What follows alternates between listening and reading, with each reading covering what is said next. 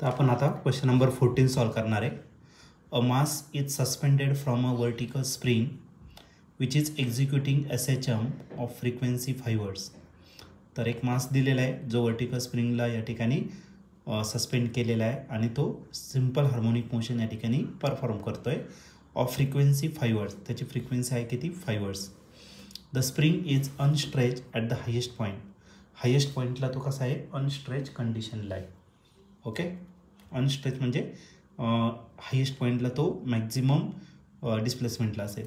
Maximum speed of the mass is, तर आपल्याला maximum speed या ठिकाणी फाईंड करायचा आहे. ओके, ब्रॅकेटमध्ये दिलेलं आहे acceleration due to gravity G is equal to 10 metre per second square. तर हा क्वेश्चन 2018ला आलेला होता. याच्या 4 ऑप्शनपैकी पहिलं जे ऑप्शन आहे ए ते आहे 2 पाय मीटर पर सेकंद. बी ऑप्शन आहे पाय मीटर पर सेकंद. सी ऑप्शन आहे 1/2 पाय मीटर पर सेकंद. आणि डी ऑप्शन जे आहे ते आहे 1/5 पाय मीटर पर सेकंद. तर या क्वेश्चनचं या 4 ऑप्शनपैकी करेक्ट आन्सर काय असेल, करेक्ट ऑप्शन काय असेल, तर ते आपण सॉल्व करूया आणि मग डिसाईड करूया. तर या क्वेश्चनमध्ये एक मास दिलेला आहे जो सस्पेंड केलेला आपण वर्टिकल स्प्रिंगला आणि तो सिंपल हार्मोनिक मोशन करतोय ज्याची फ्रिक्वेन्सी दिलेली किती? तर 5 हर्ट्ज इतकी दिलेली. फ्रिक्वेन्सी आपण रिप्रेझेंट करतो लेटर एन ने रिप्रेझेंट करतोय आणि तो जो फ्रिक्वेन्सी आहे ती किती दिली तुम्हाला? 5 हर्ट्ज इतकी दिलेली. ओके, आता फ्रिक्वेन्सीवरून आपल्याला टाइम भेटून जाईल आणि टाइम जे असतं ते काय असतं? Reciprocal of frequency. ओके, म्हणजे 1 काय आला? 5 आणि 1/5 म्हणजे किती? तर 0.2 सेकंद एवढा काय झाला आपला टाइम झाला. ओके, त्यानंतर स्प्रिंग अनस्ट्रेच कंडिशनला हायेस्ट पॉईंटला आहे ऑसिलेशनच्या, म्हणजे तो एका मॅक्झिमम अँप्लिट्यूडला आहे. तर आपल्याला या ठिकाणी काय करायचं? मॅक्झिमम व्हेलॉसिटी या ठिकाणी आपल्याला फाइंड करायचं.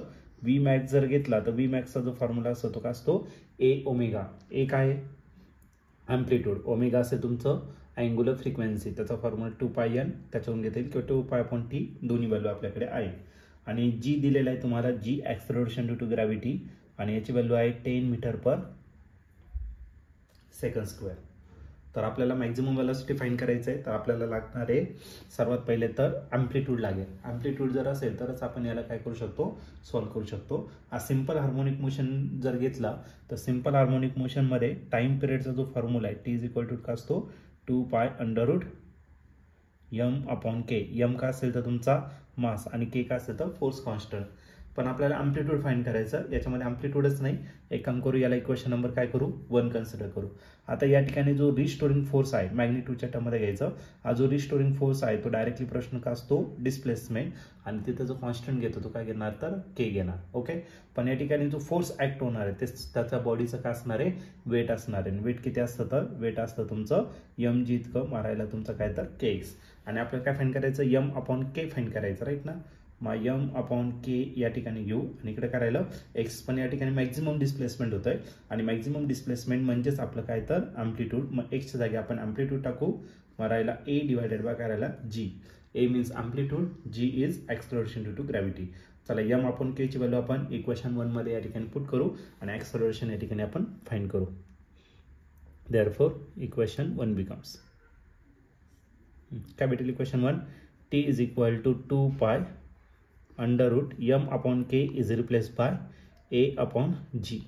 ओके, तर आता याची व्हॅल्यू दिलेली आहे. टी ची व्हॅल्यू किती दिलेली आहे? तर टी ची व्हॅल्यू 0.2 इतकी दिलेली आहे. टाकून द्या इथं. आरायला 2π, पाय तसंच राहू द्या. ॲक्सलरेशनची व्हॅल्यू, ॲक्सलरेशन ड्यू टू ग्रॅव्हिटीची व्हॅल्यू दिलेली आहे तुम्हाला किती? 10. अँप्लिट्यूड तसाच आहे पण हा स्क्वेअर रूटमध्ये.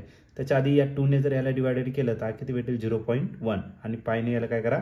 डिवाइड करा. 0.1 divided by pi is equal to √a divided by करायला 10. आता याचं काय करून घेऊ आपण? स्क्वेअरिंग करून घेऊ. स्क्वेअरिंग जर केलं तर 0.1चा स्क्वेअर 0.01 आणि पाय जो आहे त्याचा स्क्वेअर काय होणार? Pi square. आरायला a डिवायडेड बाय काय? 10. 10 इकडे डिवायडेड, इकडे काय करा? मल्टिप्लाय करा. मग अँप्लिट्यूड भेटेल आपल्याला 0.01 इंटू 10 जर मल्टिप्लाय केलं तर ते भेटेल 0.1 फक्त आणि इन डिवायडेड बाय काय आला? Pi square. हे झालं आपलं काय? अँप्लिट्यूड. पण अँप्लिट्यूड फाइंड करायचं नाही आपल्याला. अँप्लिट्यूड आपल्याला फाइंड करायचं maximum velocity. But V max V मॅक्सचा फॉर्म्युला काय आहे तर तो आहे तुमचा ए ओमेगा. ए तर आपण फाईंड केला इतक्या 0.1 डिवायडेड बाय पाय स्क्वेअर आणि ओमेगाची जी व्हॅल्यू आहे ओमेगाची व्हॅल्यू किती असणार 2πn किंवा 2π/t. इथला एक पाय काय आला कॅन्सल. 2 × 0.1 किती झाला 0.2. एनची व्हॅल्यू किती आहे तर एनची व्हॅल्यू आहे 5 आणि डिवायडेड बाय काय राहिला तुमचा पाय. 0.2 × 5 किती येणार आहे 1. मग 1 डिवायडेड बाय पाय त्याचं काय असणार तर आन्सर असेल हे असेल मीटर पर सेकंदमध्ये. आता पायची व्हॅल्यू त्यांनी दिलेली नाही, पायच्या टर्ममध्येच आन्सर दिलेला आहे. मग आपण असंच लिहिणार आहे, याला सिम्प्लिफाईड करायची गरज नाही आहे. मग आपलं जे आन्सर असणार आहे ते असेल 1 डिवायडेड बाय पाय मीटर पर सेकंद. आणि या ठिकाणी ऑप्शन जर चेक केलं तर ऑप्शन नंबर डी जो आहे तो या ठिकाणी करेक्टली मॅच होतोय. मग या क्वेश्चनचं जे आन्सर असणार ते ऑप्शन डी. ऑप्शन डी म्हणजेच काय 1 डिवायडेड बाय पाय मीटर पर सेकंद.